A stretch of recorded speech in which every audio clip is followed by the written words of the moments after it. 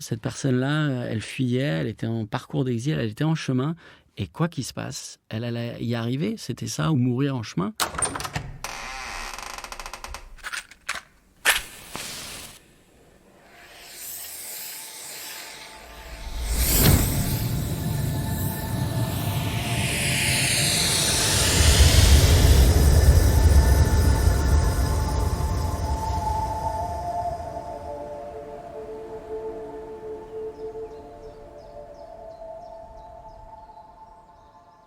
Nos filters, Sacha Petiot.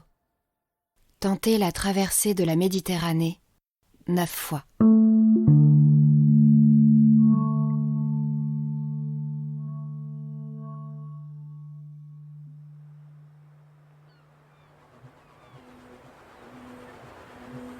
C'était arrivé en juillet de cette année, on avait été prévenus tardivement, donc les équipes étaient encore en route et il y a un groupe de jeunes Soudanais, donc ils étaient en grande majorité mineurs, une trentaine, qui ont essayé de s'échapper.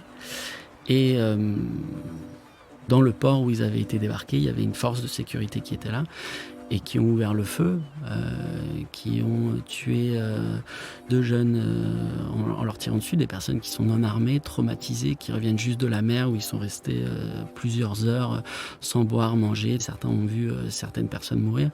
Et donc là, au lieu d'avoir un accueil, d'une mise à l'abri, ou en tout cas voilà, de les recevoir, ils savaient qu'ils allaient être réorientés, transférés vers un centre de détention.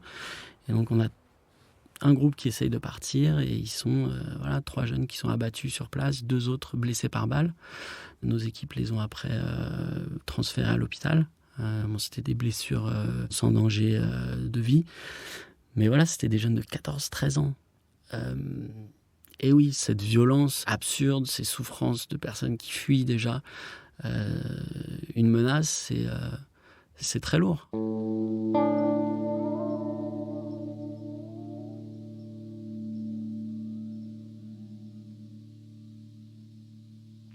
On parle souvent en fait de la situation en Libye comme d'un piège pour les migrants, en tout cas ceux qui veulent transiter, puisque en fait ils font face à des cycles de violence. Ils traversent la plupart par les frontières sud du pays et donc à travers des réseaux de passeurs, ils essayent d'arriver jusqu'à la côte pour travailler. Après, certains en chemin essayent d'avoir de l'argent pour après financer leur traversée avec des passeurs. Et certains d'entre eux, en fait, se font attraper. Donc, ces réseaux de passeurs sont aussi en lien avec des réseaux de trafiquants.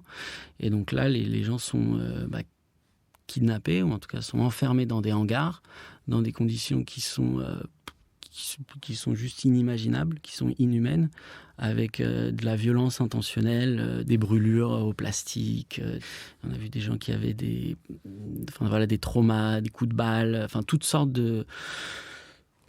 d'exactions et de tortures physiques. Ce qu'il faut se mettre en tête, c'est que il y a des hommes, des jeunes hommes, il y a des mineurs, mais il y a aussi des mamans, il y a des femmes enceintes, il y a des femmes avec des enfants qui sont détenues dans ces conditions-là, donc qui, de fait, de par la promiscuité, de par toute la problématique d'insalubrité, rendent les maladies de toute manière inévitables et ça c'est sans parler de l'aspect mental, on va dire, de ces personnes-là qui sont enfermées sans savoir combien de temps, pourquoi, qu'est-ce qui va leur arriver, et donc qui sont dans un parcours d'exil, qui sont partis. En fait, leur vie est mise entre parenthèses, en suspens, et ça dépend pas d'eux, ils ont aucune visibilité.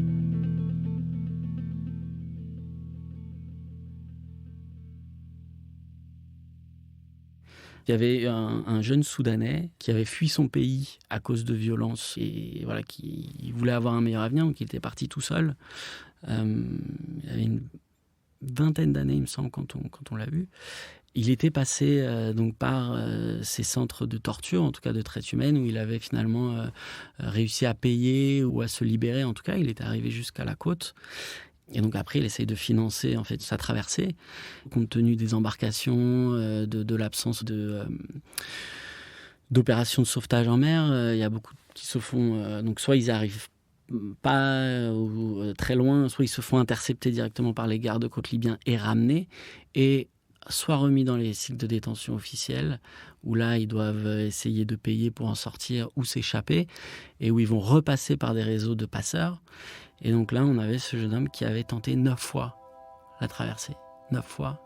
Et à chaque fois, voilà, ce qu'il faut se dire, c'est que tenter la traversée, c'est un risque clair de mise en danger de vie, quoi. Il y a beaucoup de naufrages, il y a des personnes qui décèdent sur la route, qui se noient, des bateaux qui disparaissent sans même qu'ils soient signalés parfois. Cette personne-là, elle fuyait, elle était en parcours d'exil, elle était en chemin, et quoi qu'il se passe, elle allait y arriver, c'était ça, ou mourir en chemin. Et il a finalement réussi à rejoindre les côtes européennes, donc en Italie, il me semble. Bon, après, il y a tout le parcours. Une fois qu'on arrive en Europe, bien sûr, c'est pas fini.